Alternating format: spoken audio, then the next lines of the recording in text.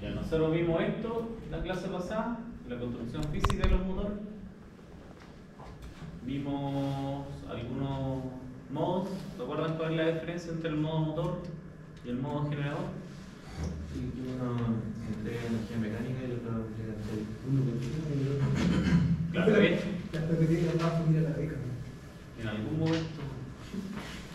Pero sí, ya. Entonces, en el modo motor pasamos de energía eléctrica a energía mecánica y en el modo generador pasamos de energía mecánica a energía eléctrica. Básicamente el flujo de energía. Entonces, cuando hablamos de un generador, la energía mecánica viene en el eje, ¿no es cierto?, a través de una turbina, un aerogenerador o un motor a combustión interna, etc. Y cuando hablamos de modo motor, acá movemos una carga mecánica. Hay distintas cargas mecánicas. ¿Qué aplicación podría tener, por ejemplo, de carga mecánica? Un molino. ¿Un molino de? ¿De qué aplicación molino de? De cualquier cosa, de trigo, por De eso. trigo, de Ya. almacenía. De piedra. ¿Ya? Cinta transportadora. Una cinta transportadora. ¿Qué otra aplicación? Con el motor. Para el motor, sí. Puede ser un ventilador. Un ventilador. Una bomba. Una bomba. Puede ser un taladro. Claro, un taladro, ¿cierto? Y ahí hay muchas aplicaciones. Entonces definimos algunos movimientos, sentido horario, sentido antihorario, vimos lo que era la posición, la velocidad y la aceleración. ¿Qué es lo que era la velocidad? Habían dos formas de medir la velocidad, o sea, más de dos formas. Una que era en radianes, la otra era... ¿Cuál era la forma de medir la velocidad? ¿O la unidad de medida? Revolución. ¿Ah? RPM. En RPM, ¿sí? ¿Y qué más?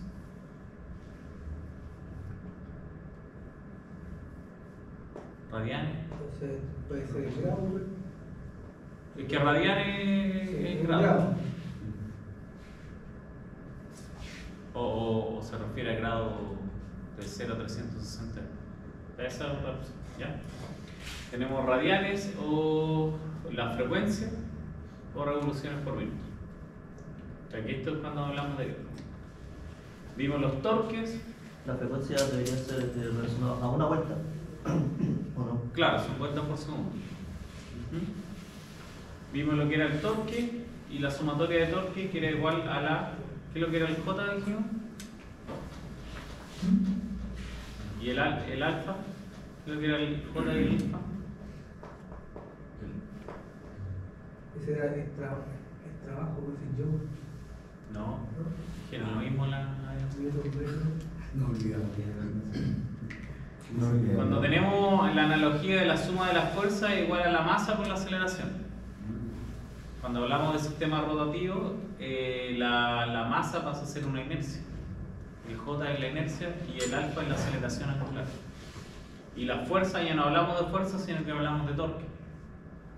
¿Ya? La suma de los torques es igual a la inercia por la aceleración.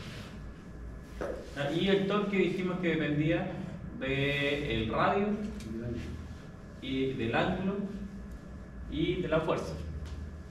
¿Ya? Esas tres cosas. Entonces vimos lo que era el producto cruz, vimos algunas definiciones básicas, vimos la ley de Lenz para la tensión inducida y qué pasaba acá cuando tenía una espira que yo la hacía girar a una velocidad constante en un campo magnético constante.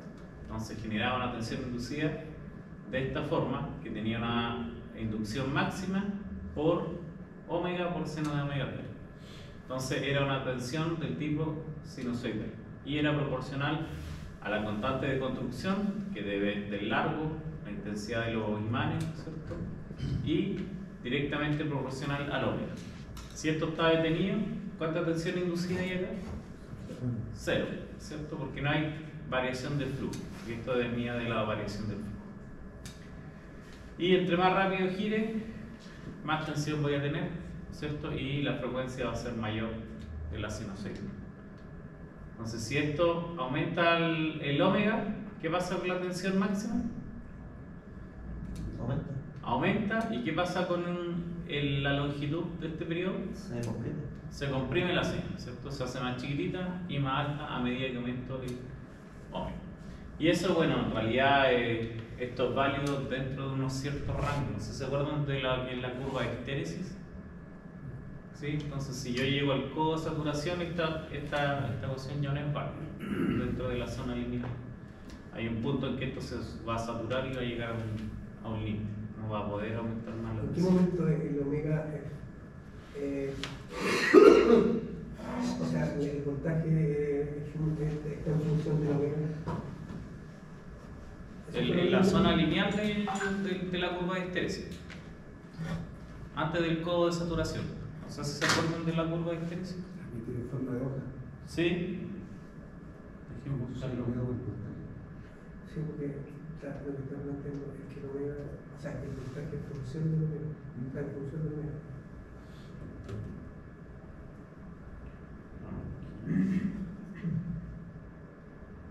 Entonces, esta es la curva de histéresis. ¿Qué pasó? ¿Cómo la puedo ver en grande? Hay que un video. ¿Y esto sí o no? Ponga arriba Pueden cuenta hacer de eso en carrera. Ya, pero ahí se ve. Esto tiene que ver con los dominios y la polarización. Acuérdense que aquí no hablamos, ¿se acuerdan? Lo que les dije de la reluctancia. La reluctancia y los materiales ferromagnéticos internamente lo que tienen son dominios. Y esos dominios se van orientando depende de la tensión. Entonces, imagínense que yo tengo, no sé, las sillas todas ordenadas para cualquier parte y yo las empiezo a ordenar y llegan a un límite que están todas orientadas en el mismo sentido. Entonces ese es el límite del codo de saturación. Ya no puedo orientar más los dominios. En un principio están desparramadas para todos lados y a medida que aumenta la intensidad, estos se alinean y llega a un punto que ya están todos alineados y no puedo aumentar Es como la máxima energía físicamente posible que puede sacar. ¿Cómo? Es como que le saca lo máximo posible. Claro, ahí le saco el máximo posible. Entonces, dentro de esta línea, la tensión es como lineal y es válida la ecuación anterior, pero cuando yo llego acá al codo de saturación, que este punto de acá, esa ecuación ya no es válida. Llego a una tensión máxima. Pero por ejemplo ahí puede seguir aumentando velocidad, pero no va a dar más tensión. Claro, pero también acuérdense que para que esto se oriente, dentro hay un flujo circulante. Entonces, eso es análogo a la corriente. ¿Se acuerdan que les dije que está la reluctancia? Que es análogo a la resistencia. Y si yo a la resistencia le hago circular mucha corriente, ¿qué le pasa? Se calienta. Acá al material ferromagnético le pasa lo mismo. Y llega a un límite en que esto puede colapsar, igual que la resistencia. Entonces, claro, siempre hay que tener cuidado de no llegar a esos límites operativos porque se puede terminar dañando el núcleo en este caso. Pero por lo general, como esto se empieza a calentar, lo que primero muere son la aislación del devanado. No sé si se acuerdan cómo son los devanados. ¿Sí? ¿Cómo son? ¿En qué sentido? ¿Mm? ¿En qué sentido? Físicamente, ¿cómo están Son construidos? enmaltados, ¿cierto? Y ese esmalte tiene una aislación eléctrica. Y si yo caliento mucho el material, el esmalte pierde su capacidad. pierde o sea, se funde al final.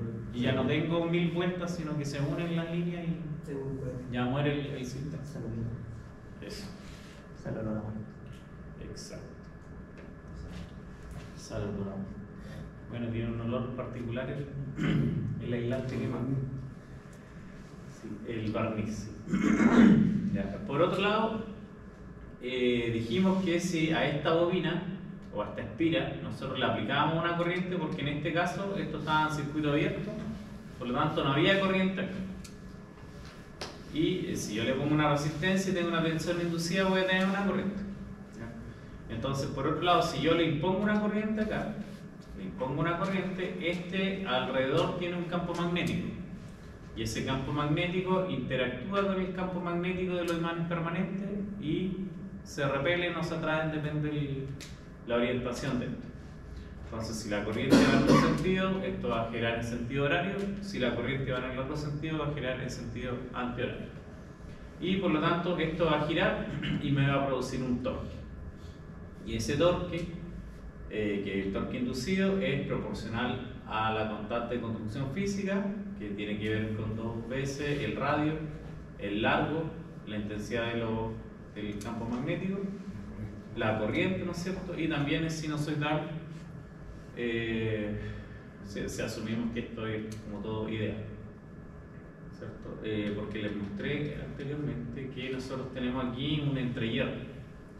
Y ese entrehierro es la distancia que está entre el rotor y el estator. Pero depende de la construcción física del rotor, este entrehierro no necesariamente es constante. No sé si vieron algunos tipos de rotores con la profe. Saulardini. Ya, el Mija. Nada. Ya, ¿y el rotor bobinado no viene? Sí, sí. Ya, pues el rotor bobinado, ¿se acuerdan que el entrehierro no es fijo? Que la bobina va por cierta parte. Entonces, esto va variando. Entonces, si eso varía, en realidad esta ecuación tampoco es válida, pero sí es una muy buena aproximación. Depende de qué tan fino quiere hilar. Entonces, quedamos en esto la clase pasada. Dijimos que teníamos 3 bobinas separadas físicamente, 120 grados entre sí, y que a cada una de ellas se le aplicaba una corriente de un set trifásico que también está desfasado a 120 grados en el tiempo. Entonces, físicamente 120 grados y en el tiempo 120 grados, y cada una de estas nos generaba un campo magnético. Entonces teníamos el del HA, el del B y el del C, y el resultante era la suma de los 3. ¿Ya? Y en eso quedamos. Yo les dejé de tarea, le hice algún desarrollo. ¿Se acuerdan que esto lo pasamos, este ángulo, lo pasamos a la parte real, la parte imaginaria, y después les di unas propiedades para poder juntar el seno del ángulo doble? Sí, quedaron unos cosenos y nadie terminó de desarrollar eso.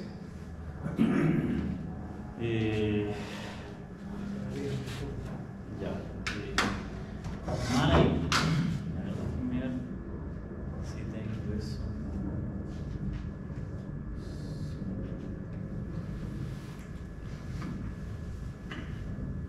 ¿Ubican el MATLAB? ¿El? MATLAB. Sí.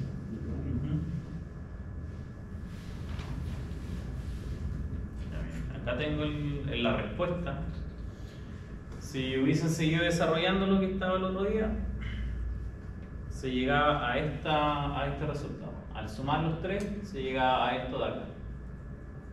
Entonces me queda 1.5 por la intensidad máxima, que asumiendo que las 3 son iguales, ¿no es cierto? Número de vuelta y amplitud máxima de la corriente iguales. Me queda eso por eso. ¿Qué pasa si esto lo evalúo en ángulo 0? ¿Cuánto me queda? 0. ¿0? O sea, se va uno de los dos. El No, el seno porque se va. coseno de 0 es 1. Ya, me queda esto. Entonces, si lo evalúo para omega t igual 0, le voy a poner aquí el flujo neto y voy a poner un ángulo acá. Entonces voy a evaluar en 0, esto es θ, en 90, en 180, 270 y 360. Ya díganme ustedes qué valores tienen acá. El 0 queda menos 1.5 BM coseno de BM, o sea, coseno de Menos 1.5 BM. O sea, que la parte imaginaria, ¿no? Ya, entonces esto es J, entonces si lo veo como un vector, esto queda aquí abajo, Sí. ¿no? Ya, en 90 grados.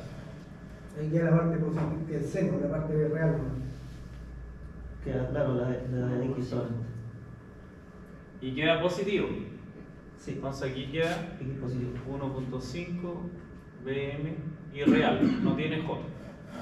Entonces quedaría acá, ¿o no?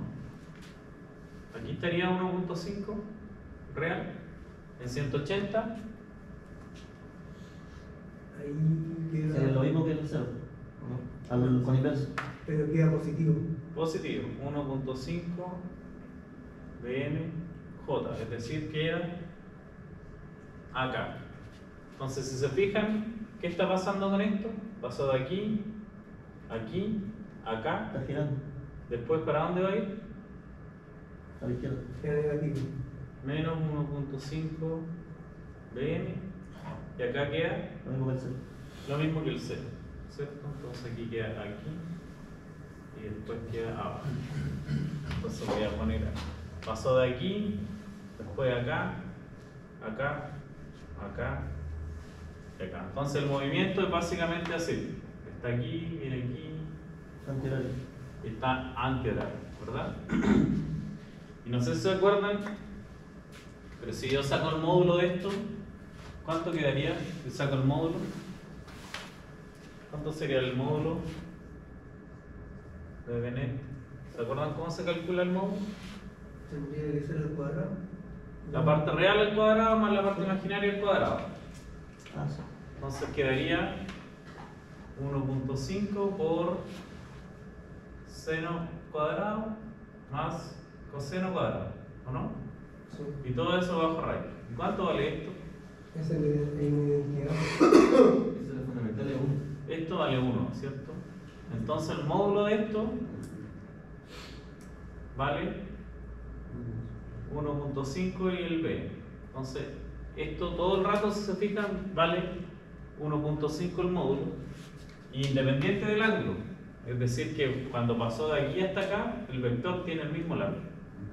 ¿Ya? Entonces, esto hace un campo magnético giratorio, básicamente, y va a girar en sentido antihorario si tenemos estas condiciones, que estamos desfasados físicamente 120 grados, ¿no es cierto? Y tenemos secuencia, ¿esto es secuencia positiva o negativa? Positivo. Positiva, ¿cierto? Entonces yo tengo acá la simulación. ¿Qué pasó?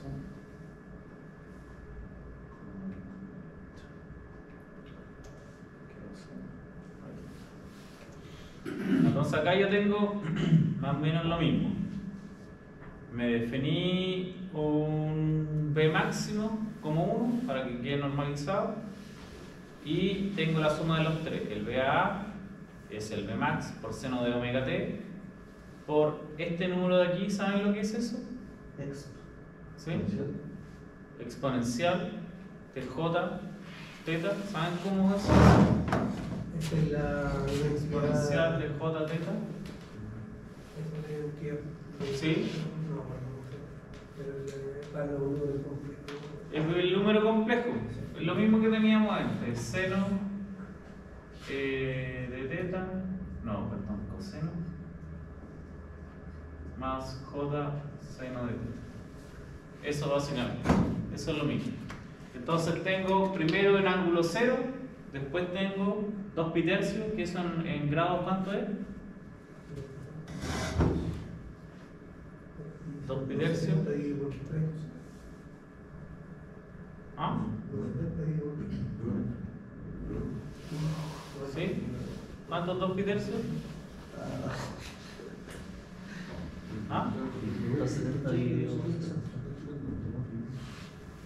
2 pi es 360. 120 entonces. 120. ¿Cierto? Esto lo voy a sacar aquí. Entonces, si se fijan en esta línea,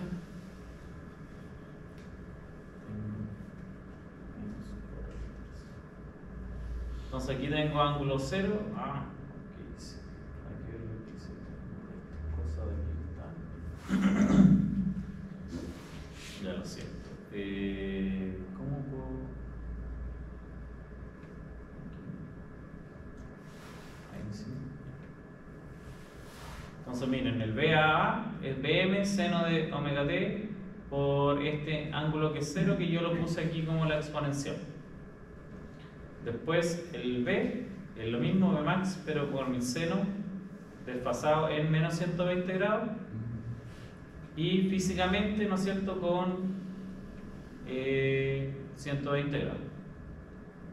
Y el C es el B max por el seno de menos 240, que menos 240 es lo mismo que más 120, ¿no? Sí. Y el ángulo también, 240. Bueno, aquí le puse 240. Y entonces lo que calculo después yo acá es la suma de los tres para tener el neto. Y aparte aquí hice un círculo que tiene el módulo 1.5 veces Vmax, que es lo que les puse ahí al final, que es el módulo básicamente. Y para dibujar un círculo básicamente el X y el Y son sus senos, o sea, seno y un coseno. Entonces veamos aquí qué pasa. Entonces después grafico algunas cositas acá. Aquí. Entonces, aquí en negrito tengo el campo magnético del A, acá del B y acá del C, y el rojo es la suma de los tres. Aquí está la leyenda. Negrito el A, azul el B, magenta el C. Y el neto es el rojo. Es claro, el resultado. Claro, entonces si se fijan, cada uno tiene módulo 1 en el círculo interior que tiene radio 1 y el de afuera tiene 1.5, que es lo que habíamos llegado a quedar. Entonces, a pesar de que el A y el B y el C, ¿no es cierto?, instantáneamente tienen distinto amplitud por la sinusoidal, ¿no es cierto?, y físicamente tienen distintos ángulos, este en 0, en 120 y 240. La suma todo el rato es este campo magnético giratorio. Esa magnitud que se va moviendo sería cómo se va moviendo la corriente en el campo magnético. La corriente, claro, porque la corriente de la fase A parte en 0, que después empieza a crecer para la derecha, después para la izquierda, que son sinusoidales y está siempre en ese plano del ángulo 0. Y como están desfasadas 120 grados, bueno, van creciendo con esas dimensiones. Pero fíjense, aquí está en el ángulo 0, nos dio hacia abajo, que es lo mismo que dibujamos en la pizarra. Después 90 queda acá, 180 arriba, 270 aquí a la izquierda, y todo el rato en realidad lo que hace es un vector de magnitud constante y que gira a una velocidad constante, que esta velocidad depende. ¿De qué depende la velocidad de giro? La RPM, la frecuencia. De la frecuencia de la corriente, ¿cierto? Eso. Profesor, esas magnitudes, las tres que estaban adentro, se pueden entender también como la señal trifásica, ¿cierto? Claro, de ahí viene, de la señal trifásica, y la intensidad depende del número de vueltas, el largo y el radio. Pero principalmente de la intensidad de la corriente. Entre más corriente tenga, más campo magnético tiene. Ya. La relación siempre es 1,5 entonces. Siempre que se cumplan las condiciones que les dije, que sea la corriente trifásica balanceada, desfasada a 120 grados, y que las bobinas físicamente estén desfasadas a 120 grados. Imagínense es que como la condición típica de un motor. Claro, pero imagínense que se cayó una fase. Imagínense que se cayó a la fase B. Entonces este lo multipliqué por 0. ¿Qué creen que va a pasar? Va a haber un sector donde va a disminuir la... Va a estar trabajando dos patas. Va a estar trabajando dos patas, veamos qué pasa con dos patas. ¿No va a girar? Miren cómo gira ahora. ¿Se fijan en el campo magnético resultante, el rojo? Varía. Va a tener una vibración, porque va girando, ¿no es cierto? Pero va variando el módulo. No va a girar parejito, entre comillas, como giraba antes. Porque van a haber campos que van a tener más corriente en algún momento que otros. No. Hay uno que se cayó, Hay uno que se cayó. El de la fase B en este caso. De la fase B, si se fijan, el módulo, el vector azul no existe. Está en 0 todo el rato. El A sigue igual que antes y el B sigue igual que antes. Se ve como una órbita ahora. Sí. ¿Puedes repetir un poco la idea? ¿Cómo se para que gire más rápido la frecuencia? Aumentando la frecuencia de la corriente. ¿Le puedo entrar? Es que lo que pasa es que yo tengo aquí un sistema que captura fotos cada 0,1 segundo, entonces siempre lo vamos a ver igual cada 0,1 segundo. Pero vamos a ver más saltado, ¿no? ¿O no? Claro, sí. Entonces, miren, la frecuencia estaba en 50 Hz, la voy a poner en 150 Hz ahora, de la corriente. Y veamos ahora cómo anda. Y volví a activar el sistema, ahí se ve más rápido. Entonces, al mismo tiempo de simulación, ahora va a dar 3 vueltas en vez de de uno, o sea, cada una vuelta queda la otra. ¿Sí? Y bueno, ¿usted ha trabajado con motores alguna vez? ¿Cómo se invierte el sentido de giro en un motor? Cambiamos dos fases, ¿cierto? Pasamos la A con la B, o la B con la C, o la B. Cualquier combinación sirve. Entonces, si yo me voy al código, si quiero cambiar la fase, por ejemplo, pasé de la fase A, la puse aquí, La cambio con otro. y la cambié ahí con la B. ¿Ya? ¿Se fijaron lo que hice? Entonces al bobinado B le pongo la corriente A y al bobinado A le puse la corriente B.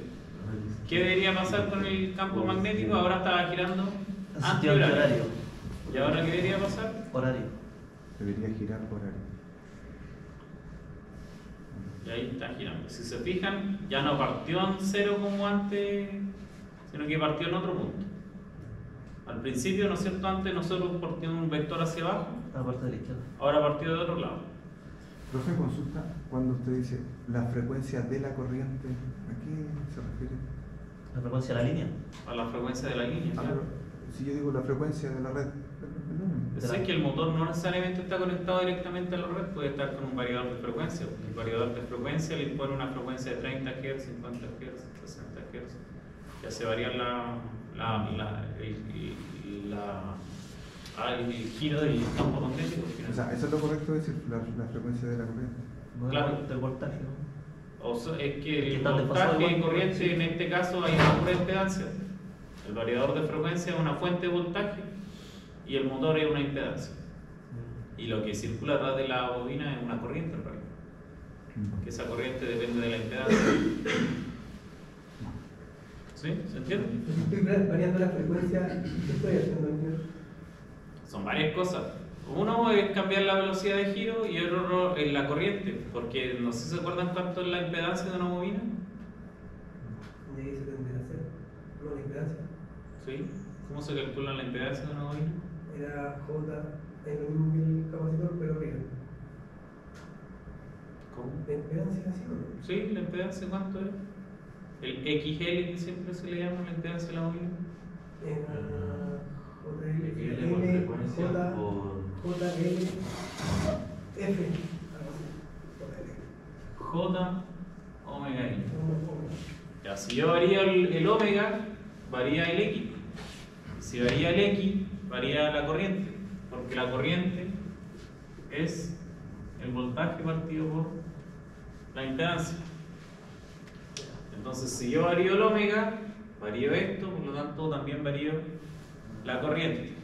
O sea, Y si varía la corriente, acuérdense que cambia la intensidad del campo magnético, porque depende De la intensidad de la corriente. de la intensidad de la corriente. tiene que disminuir, o sea, si disminuyo la velocidad, o sea, la frecuencia, disminuyo la corriente.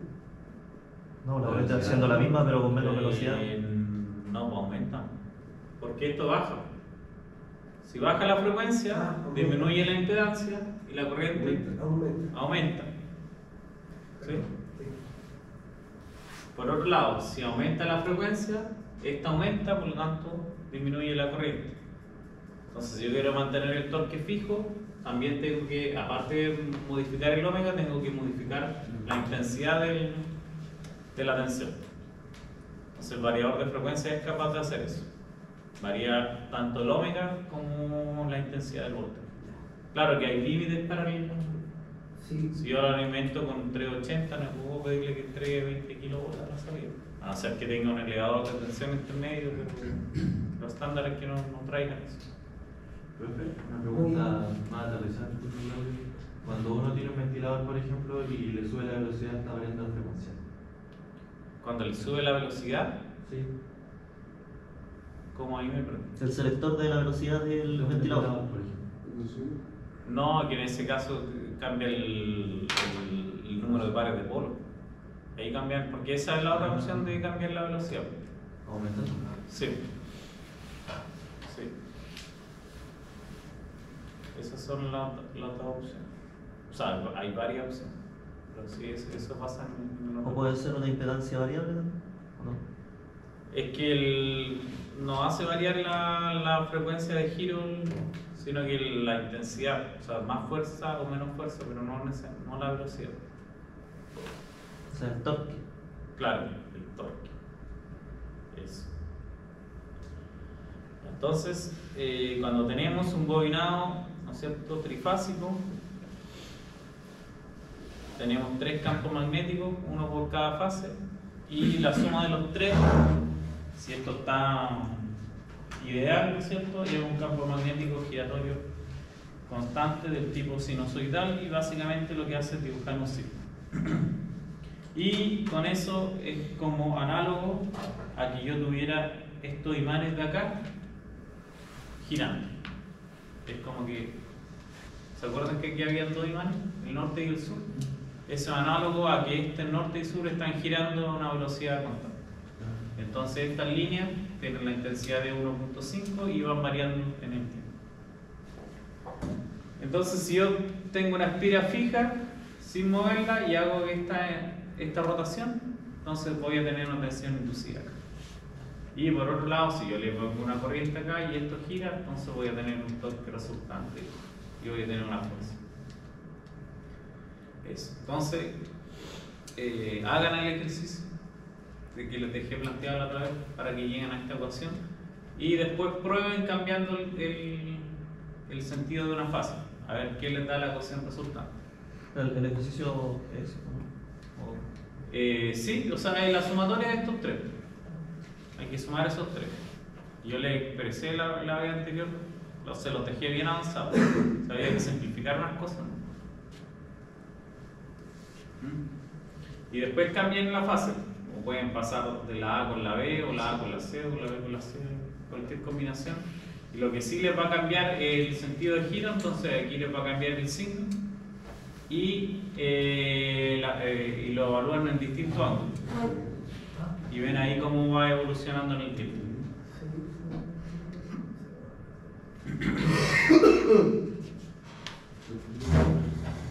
Acá.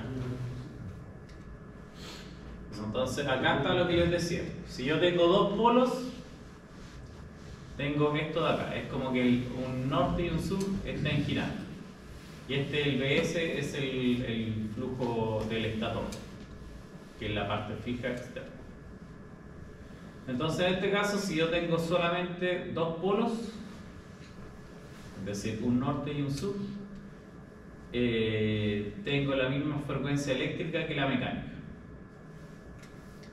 Pero si ahora pongo más bobinas, que es lo estándar, lo que les decía que cambien con el selector, entonces ya no tengo 2 polos, sino que tengo 4 polos. Entonces tengo un norte, un sur, un norte y un sur. Y aquí tengo otro resultante. Anteriormente las bobinas estaban separadas entre sí 120 grados. Entonces tengo la A, 120 grados después la B, 120 grados después la C. Y siempre el A con el A' van 180 grados. Y si tengo más bobinas, aquí tengo el A1, el B1, el C1, después tengo el A2, B2 y C2. Entonces ahora están desfasadas cada cuántos grados, el A1 con el B1. 60. 90. No, aquí hay 90. De aquí a acá hay 90. 120 tendría 120. Cada una Sí, lleva 30 y...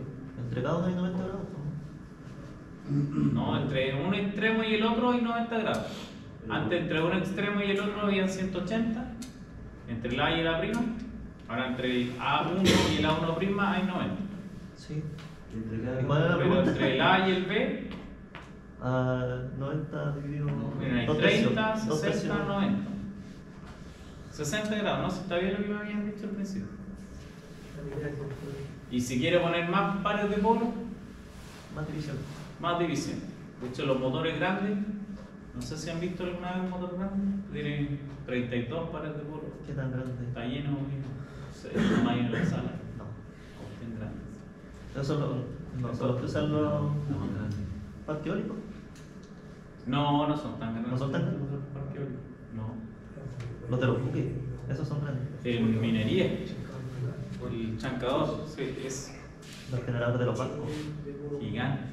De una sala igual. Sí. Entonces, cuando tenemos más pares de polos, cambiamos la relación entre la frecuencia eléctrica y la frecuencia mecánica. Y eso es lo que hacían con el selector del ventilador vacilante. Y con esto cambian la velocidad de giro. Ya, esto es un poquito más enredado, pero entre más pares de polos, esta es la relación. Si tengo 2, es 2. Si tengo 4, 4, 6, 2. Si no, es 1, como tal. Entonces, de esta forma puedo, a medida que le pongo más bobinas al estatomo, ¿cierto? Puedo cambiar la relación entre la frecuencia eléctrica y la frecuencia mecánica. Profesor, ¿cómo se tejía la bobina en el... Aquí está. Este es el A1 y acá está el A2. Entonces aquí se teje con 90 grados. Para el A. El B también, 90 grados. El C, todo 90 grados. Para esa configuración. ¿A1 y A2 o A1 y A'? No, es que el A1 termina en el A1'. Ah, ya. El B1 termina en el B1'. Así es como un extremo y el otro extremo de la otra. Y después se iban uniendo todos. Claro, después está la secuencia. Aquí está la secuencia. Entonces uno de ese terminal con el otro terminal, con el otro terminal. Y ahí tengo la secuencia de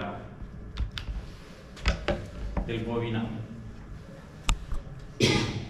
Básicamente siempre se energiza con un set trifásico.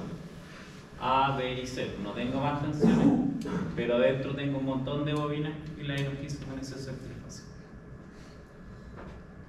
Y ahí está cómo se van uniendo. El A1, ¿no es cierto?, parte aquí y termina en el A1' y se une aquí con el A2 y cierra con el A2. Hay una fórmula anterior, profe, de una relación que está explicando eso. ¿Esa? ¿Sí? Que es la relación entre la frecuencia eléctrica, que son los 50 Hz, supongamos, el enchufo directo a la red, y la frecuencia mecánica, que es la frecuencia a la que va a estar girando un campo magnético giratorio. ¿Y cuando ubicamos cambió? Claro, apareció el 2 ahí. Si teníamos solamente 2 polos, no eran 1 a 1. Si aparecen 4 polos, ahora 2 a 1. Se va a multiplicar entonces. ¿Sí? Si aparecieran 6 polos, acá serían un 3. ¿En qué aplicaciones comunes se puede aplicar el cambio, el aumento o disminución de polos? O sea que esto se hace para los motores pequeños en realidad. Para los motores grandes no se hace una reconfiguración porque hay corrientes grandes. Entonces no es trivial que con un puro selector quedaría la pura escoba al cambiar esa corriente. Pero todo lo que sea giratorio que medite la velocidad, se hace eso. O hay otros sistemas también que se pueden decir. No, y variador de frecuencia.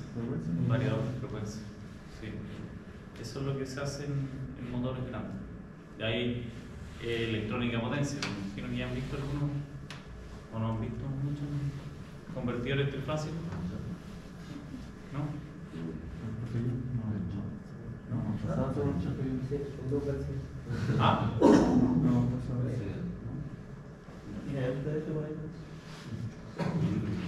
ya, entonces en resumen tenemos polos. ¿Ya? Entonces tenemos la frecuencia o la posición eléctrica es igual a P dividido 2, donde P es los polos magnéticos. Si yo tengo un norte y un sur, tengo 2 polos. Dos polos. Si tengo 2 norte y 2 sur, tengo 4 polos, ¿no es cierto? Si tengo 3 norte y 3 sur, 6 polos. Y esta es la relación para la posición, para la frecuencia y para la velocidad. Acuérdense, es siempre la misma, P medio. P medio eléctrico es P medio mecánico. Cantidad de polos. Sí, P es la cantidad de polos. Entonces aquí está lo que les decía delante. Si yo tengo las bobinas, el entrehierro varía.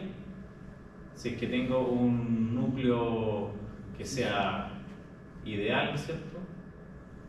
Versus un núcleo real, donde hay bobina aquí entre medio, el entrehierro varía.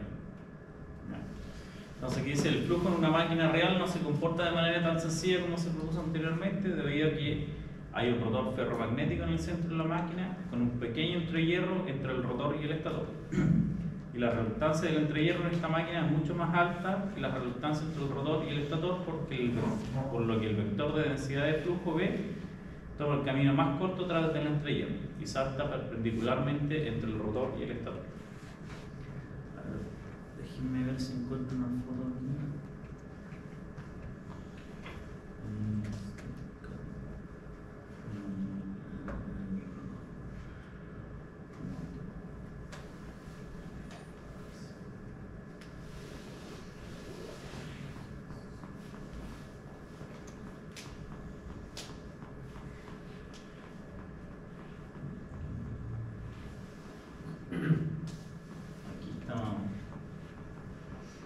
Entonces, en teoría nosotros nos digo que esto era sinusoidal puro, pero en la práctica son así las líneas.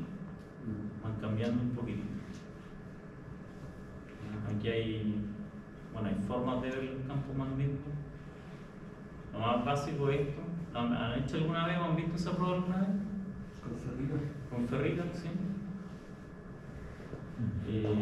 Y hay cursos completos donde se puede ver esto de los sets de fase. Entonces en realidad no quedan unas sinusoidales puras, sino que tienen otra forma, ya no es un círculo perfecto. ¿Se fijan si yo dibujo por fuera? No es un círculo perfecto. ¿Ya? Pero eso es por las dimensiones físicas y la construcción de los motores. Eso. El flujo de campo que se mide, ¿cierto? Sí. Entonces, la fuerza magnetomotriz y distribución del flujo en máquinas de corriente alterna. Entonces, para producir un voltaje ceroidal en una máquina como esta, la magnitud del vector de densidad de flujo debe variar de manera sinusoidal, ¿no es cierto?, a lo largo de la superficie del entrehierro.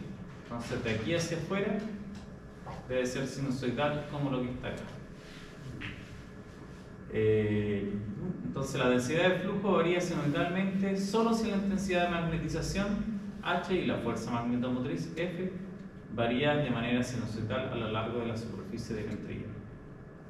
Entonces si yo aplico una fuerza, ¿no es cierto?, constante, voy a tener este ángulo variando a frecuencia constante, y si tengo la densidad sinusoidal, voy a tener esto idealmente de esta forma. No sé si han visto alguna vez las tensiones inducidas de una máquina. A ver si es que hay un... Yo no sé si tenga... Porque la tensión inducida en teoría es como esto que está acá.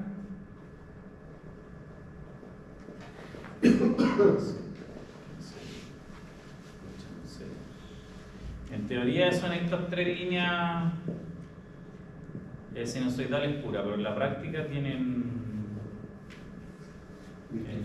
son, claro, con armónicos.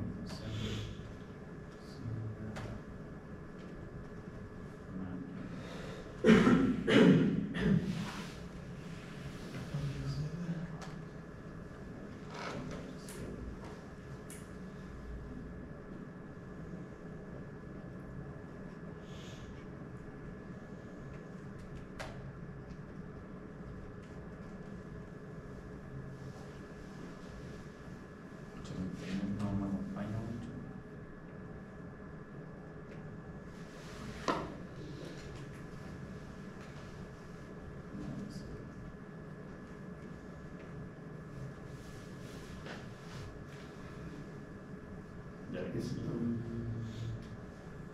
No, pero esto es con el simulador, dice. Así son más las tensiones reales.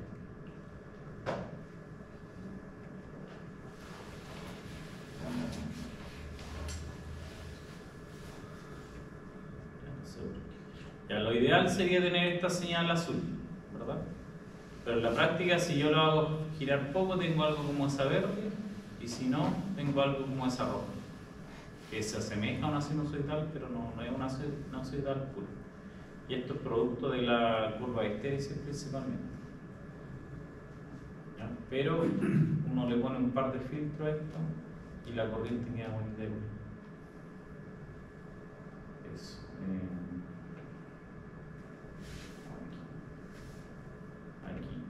son más o menos las tensiones si uno mide o sea, estas igual están bien feas en realidad, pero se ve que no son tan bonitas como la sinusoidal. Esto igual depende de la, como les digo, de la intensidad de campo de la corriente que uno le esté poniendo, que tan saturado o no esté el material. Yo no sé si cuando hicieron pruebas con el transformador vieron corrientes de este tipo, ¿no? ¿En los osciloscopios? Sí. ¿O no, nunca lo vieron con el osciloscopio? No solamente Ya.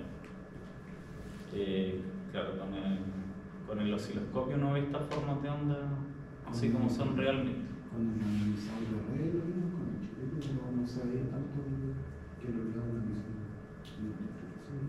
Ya. O sea, en el fondo los quiebres son porque tengo el material del fierro, por así decirlo, y la otra parte tengo la bobina que está generando el campo. Claro. Y por eso se van generando esas transformaciones en la... Porque la reluctancia varía, el entrehierro, ¿no es cierto?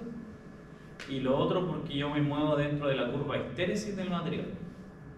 Entonces, esa combinación de ambos fenómenos hace que la sinusoidal no sea perfecta. ¿Puedes repetir eso? Que lo de la señal porque no es sinusoidal pura. Ya, una es porque el entrehierro varía. Porque si se fijan constructivamente, esta distancia de aquí no es fija. Entonces tiene más o menos esto sacado. Entonces, acuérdense que el aire es una reluctancia, que es como una resistencia. Entonces, el flujo siempre busca el camino con menos resistencia. Entonces, en este caso sigue por el material ferromagnético y se va por esta línea y no por acá, por el espacio que le ofrece mayor resistencia o mayor reluctancia. Entonces, el campo magnético ya no es esa sinusoidal pura que calculamos. Pero eso depende solamente de la construcción del rotor. del rotor, claro. ¿Qué lo hacen de esa forma? Porque no se pueden hacer de otra forma físicamente. Sí, para poder bobinarlo tienen que ser así. Claro. Tiene que, aquí en este sacado va la bobina. A ver, veamos fotos de rotor.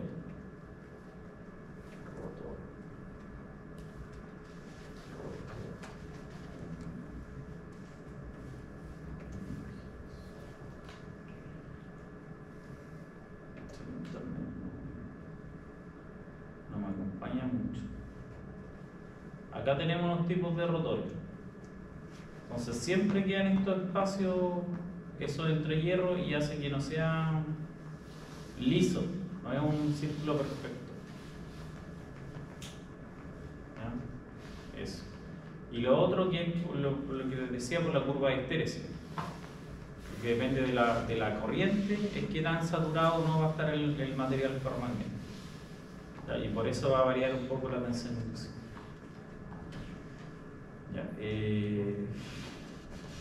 Ya, entonces, suponiendo que esto es fijo, ¿no es cierto? El entrehierro fijo, que tenemos un rotor cilíndrico perfecto y que no estamos considerando la histéresis, vamos a tener esta tensión inducida en este bobino, ¿cierto? Si hacemos girar el motor, tenemos la tensión inducida, que básicamente depende del flujo, que el flujo a su vez depende de la intensidad de la corriente, del omega, y esto también depende de NC, que es el número de vueltas. Entonces, entre más vueltas tenga, más tensión inducida voy a tener. Y entre más vueltas tenga, significa más espacio en la máquina.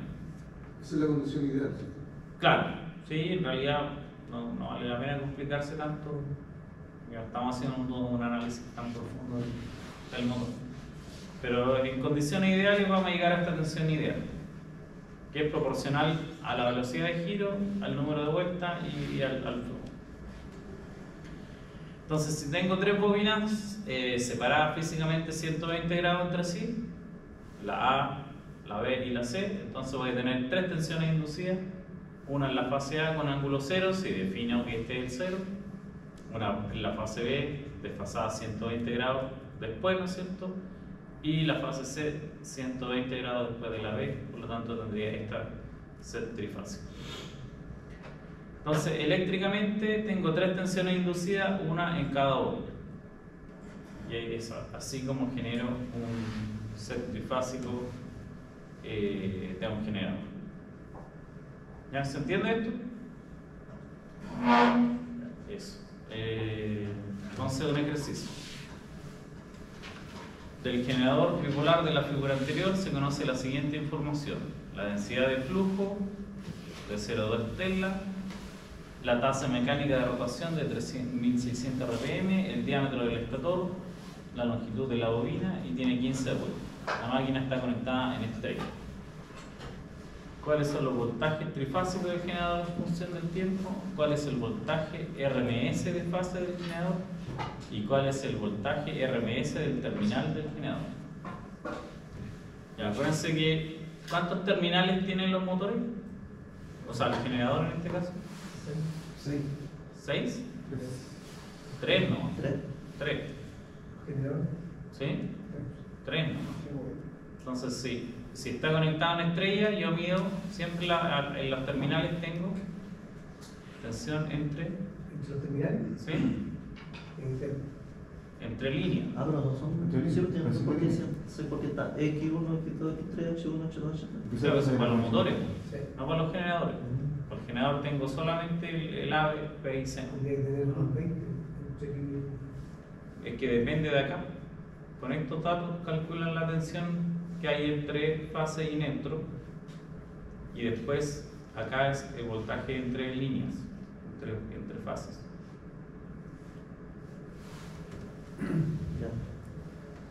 ¿Ya? ¿Ya? ¿Qué hora es? 9:30. No alcanzamos. Ya, dale. Voy a dejar esto aquí.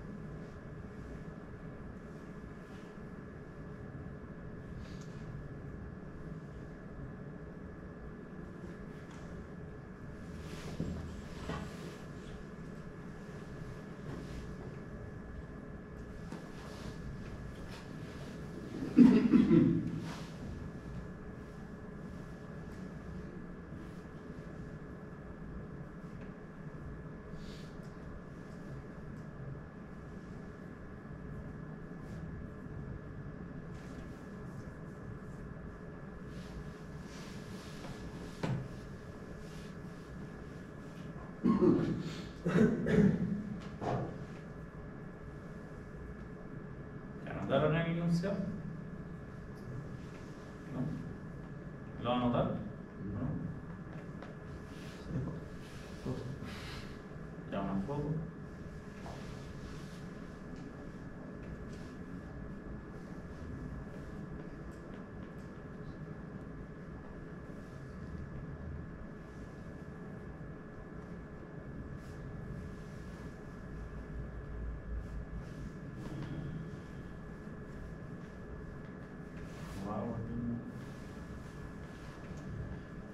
El flujo, la tensión inducida dependía del flujo.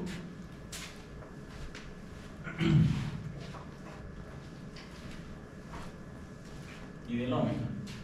¿Cuánto era la tensión inducida? ¿Se acuerdan?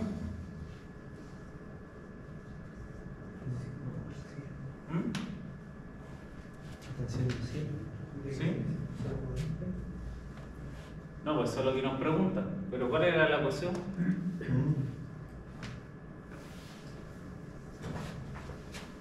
Era phi por omega por 0 de omega t. ¿El omega cuánto es en este caso? 210.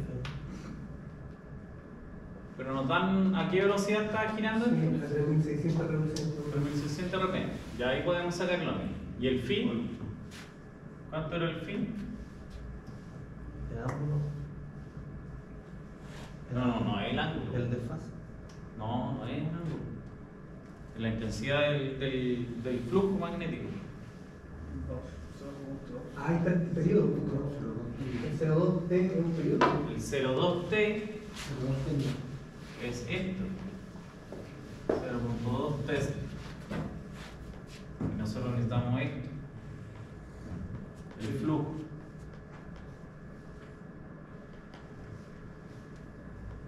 Que dije que esto dependía de la construcción física. Que 2 veces el R por el L por B. ¿Qué es lo que es R? El radio. ¿Qué es lo que es L? El largo. ¿Y B? El 0,2. Ya, pero ¿qué es lo que es el B? El campo, ya.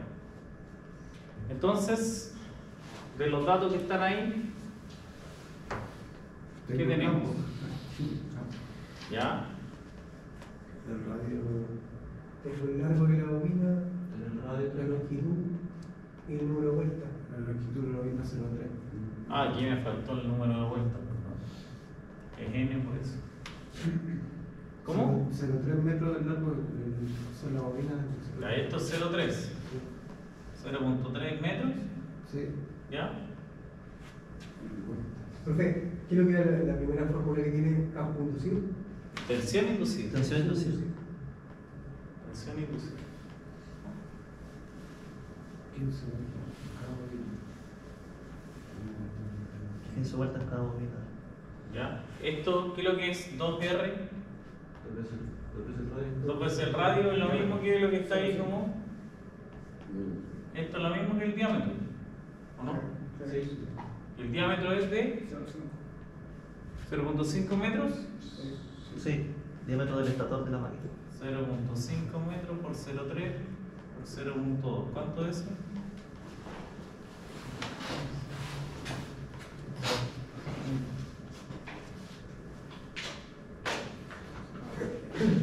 ¿Tres?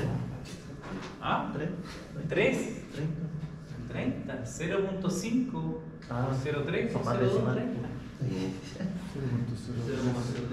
0.03. Ya, ¿y en qué se mide esto? Es el ángulo. No, No, porque no es el ángulo. ¿Qué se mide el flujo? El flujo del campo. Sí. El flujo. Flujo magnético. ¿Ah? ¿Cómo dice? No, pero repítelo. Webers. Webers se mide. Ya. Esa buena. Así se escribe. Webers. Así se sabré. Ya. El omega. El omega. ¿De cuántos pares de puro esto? Si son 3600. Dice o no. Pero dice la RPM. 3600. Ya. ¿Cómo lo sacamos? Se le un poco delante de la parecida 2 pi. ¿Sí? Pero hay que pasarlo de RPM a radianes, ¿no? ¿Cómo lo pasamos de RPM a radianes? En los minutos pasarlo a segundos. Son 3600 RPM. ¿Ya? Que Estas son vueltas por minuto. revoluciones por minuto. Hay que pasarlo a revoluciones por segundo, ¿no? ¿Ya? Bueno, No, pues radianes por tiro por segundo o revoluciones por segundo, ¿sí? por eso por segundo. Por 60. Por 60. 60. Dividido 60. Tenemos que dejar aquí algo que me dé radianes y me dé segundos. Entonces, ¿qué tengo que eliminar? Hay que multiplicarlo por 60. O sea, radianes, así, pues radianes no es lo mismo que revolución. ¿Y ahí cómo lo pasamos? Primero pasarlo a segundo. Ya.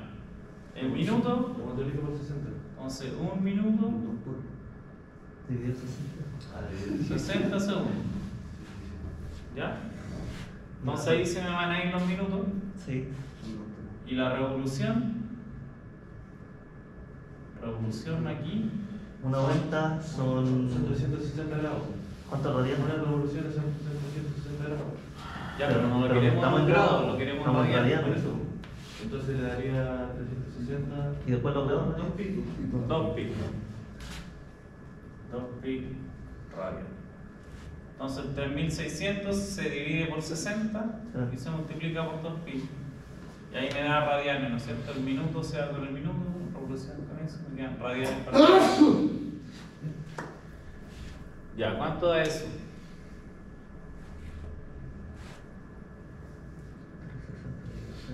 Da 120 pi 60, o 376. 120 pi. 120 pi o 376,99. 177. Sí. Ya, radianes. ¿Qué pasó? Ya, entonces ahora podemos calcular la tensión inducida de la fase A, supongamos.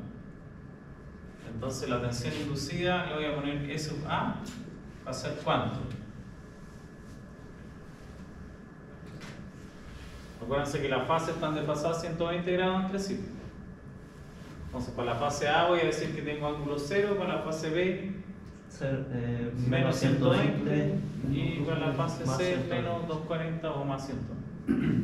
Entonces ahora necesito multiplicar esto, n por phi por omega. Entonces me va a quedar n, que era, Número de vuelta.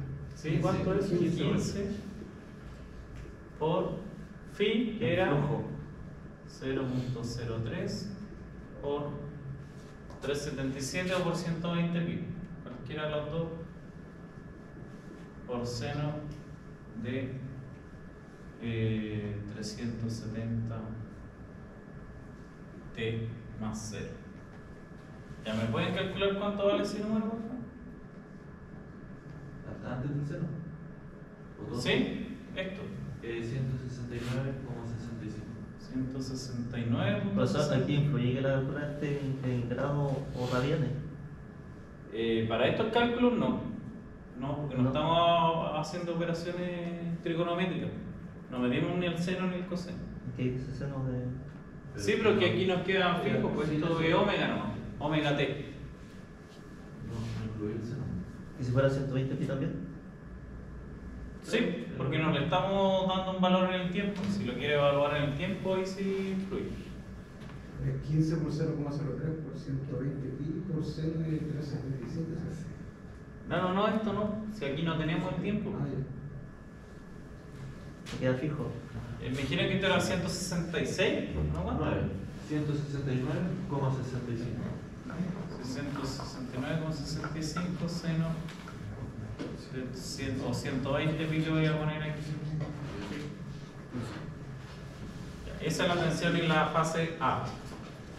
En la fase B, ¿cuánto va a ser?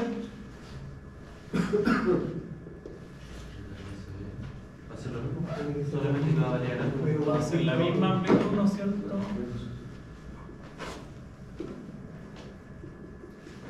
Y menos 2 pi tercios. Y esto se mide en volts. Y en la fase C, Lo mismo el módulo. O sea, la misma amplitud máxima, ¿no es cierto? Pero está desfasado de nuevo 120 grados. Ahí está. Entonces, básicamente nos dice que esto está conectado en estrella.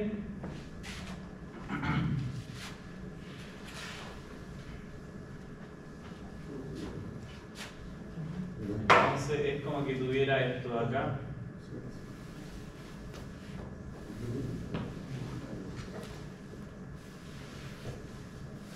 Mucho el lápiz no me acompaña. No hay basurero.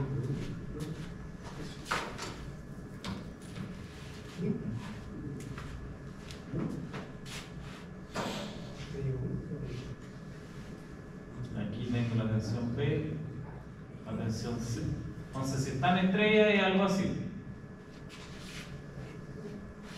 Aquí tengo el A, el B y el C. Entonces me preguntan cuál es el voltaje de fase. Este va a ser el voltaje de fase. Voltaje de fase. ¿Cuánto va a ser ese voltaje? 169 dividido por 93. 169.65 sobre raíz de 3. Sí. ¿Por qué raíz de 3? Y trifásico. ¿Y ¿Y qué tiene que ver el fase con el raíz de 3? Esa es la tensión de fase. ¿Sí? Nosotros sabemos que acá tenemos la tensión inducida EA, que ya sabemos qué es eso, 169 punto algo. Ah, porque Si eso quieres saber la tensión de línea. No. En la pregunta A tenemos eso, ahora estoy en la pregunta B. Esta es la pregunta B. para sacar el RMS. Claro, el RMS Porque ese valor que tiene usted es un pic. es un PIC, ¿no es cierto? Entonces, si lo divide por el raíz de 3, te queda el promedio. Pero es. Tendría que ser raíz de 2. Raíz de Raíz de 2. 2, ¿no es cierto? Ahí sí. Ya. ¿Cuánto da eso?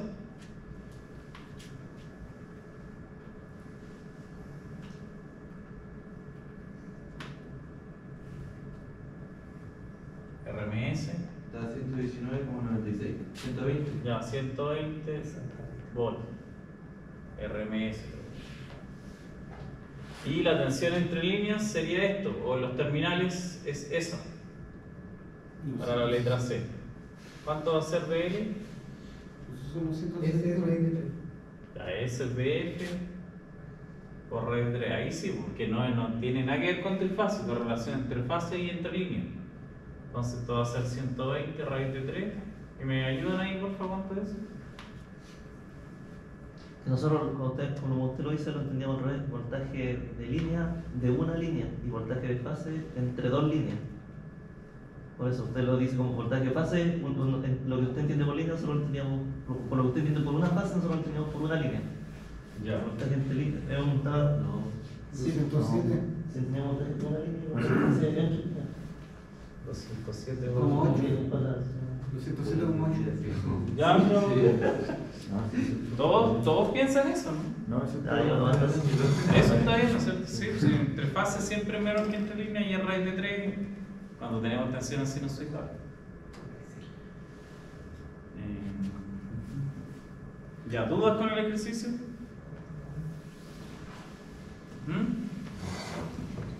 Yo daría con esa duda después lo veo.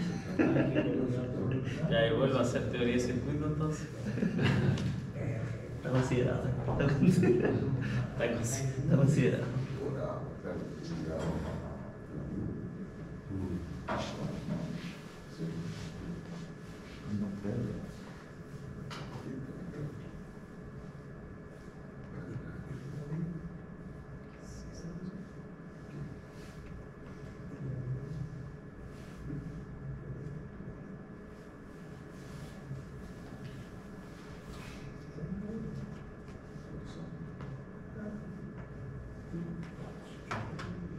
Chuto, parece que no guardé la asistencia el otro día. Estamos todos presentes. Está bien esta lista, ¿no? ¿Está bien? ¿Sí? Pucha, no guardé la del otro día. Sí.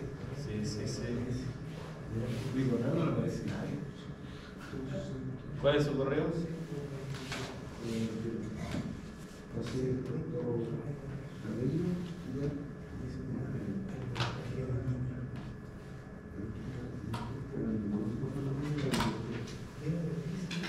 No, es que esto yo lo bajé de la internet, ¿no?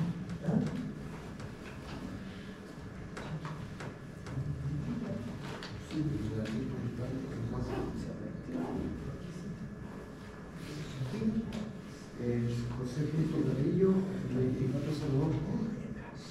2402. Sí. Pinto Carrillo, 2402.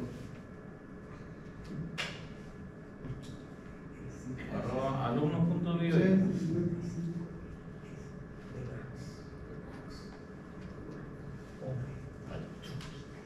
¿Y a quiénes están presentes hoy día? Ahí está Muñoz, Jaramillo, Yo. al agua, Guardia, Presente. y aquí no alcanzo a La ver. guardia. María Ángel. Acá. La guardia marina. ¿Está bien? Sí. ¿Y Nostroza? Contreras, El Nancy lo voy a poner. Dionisio, Acá, acá. Dionisio, Acá. Tapia, Ortega, Pero el moderno. Riquelme, Grandón, Erices, y Aravena. Ya, aquí estamos. Ya dejémoslo hasta aquí. Y nos vemos el sábado entonces. Pero usted había comentado que íbamos a tener sábado por medio. Este sábado. Sí, este sábado, mire, lo que pasa es que hablé con el profe Melín y él tiene clase los viernes en la tarde. Entonces me dijo que, bueno, yo les comenté el tema de por qué yo quería cambiar y me dijo que los días que, por ejemplo, este sábado yo puedo hacer la clase y él también va a hacer clase. Pero el sábado subsiguiente se lo... Pero tenemos laboratorio este fin de semana, ¿no? A ver, déjenme Sí, revisar. tenemos laboratorio este fin de Espérense. Eso dijo el Franco. Aquí yo tengo el calendario. Hoy día estamos a 28, claro, el 31 hay laboratorio. Los días que yo no voy a hacer clase es, por ejemplo, en junio va a ser el 7 y el 19. Esos 2 días van a tener doble... ¿Cuándo tiene pensado sentar? No pensaba nada. Pero si quieren coordinemos al tiro. Con esto tenemos que concertar. para hacer una idea. Si quieren, o sea, yo tengo que ver 2 tópicos. Uno que son las máquinas sincrónicas. Sincrónicas y máquinas de corriente continua. Entonces, yo prefiero hacer una prueba por cada ítem. Sí. No sé, ¿prefieren eso o una prueba y un trabajo? Sí, el trabajo yo le voy a hacer simular algo, sí, es el cálculo más complejo, le va a llevar más tiempo que una pura prueba.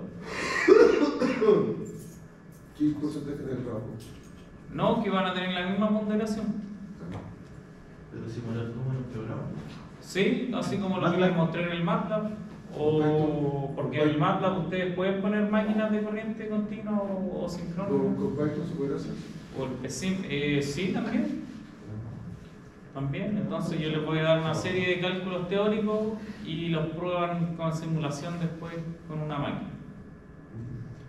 Entonces pueden hacer las pruebas, por ejemplo, de la máquina para determinar los parámetros. Bueno, ahí depende de qué tan creativo me pongo para el trabajo. Pero eso es en formato, se entrega por correo o... En ADECA, yo todo lo pido por ADECA. Sí, me pasan las simulaciones y me pasan el informe. Y ahí les doy 2 semanas generalmente. Claro que es mucho más complejo que una prueba, porque tienen 2 semanas para hacer. No sé, piénsenlo y bueno, la próxima clase nos tenemos el sábado. Las pruebas son de teoría y ejercicios, ¿no? O sea, Claro, sí, más ejercicios que teoría, porque en realidad uno haciendo el ejercicio aplica en teoría. ¿Puedes ¿sabes? tener una guía, no? A ver, o hacer así. Es que usen el libro el Chapman. ¿Ubican el libro el Chapman? De ahí saquen ejercicio. Máquinas eléctricas. Miren. Máquinas eléctricas Chapman. Ahí está. Aquí está, miren. En esta página academia.edu, no digan que yo les dije. Yo soy socio. Son todos de arriba. Ahí está. Yo no se los paso. No, pero ahí está, pero también está en la biblioteca el libro. Creo que está la última, la 6ª o 7ª versión. No, después se cambiaron de editorial, van como en la 9ª versión. Pero no cambian mucho. Con meme la otra. Ya, ¿sí? Ah, bueno, si lo tienen. De ahí saquen ejercicio.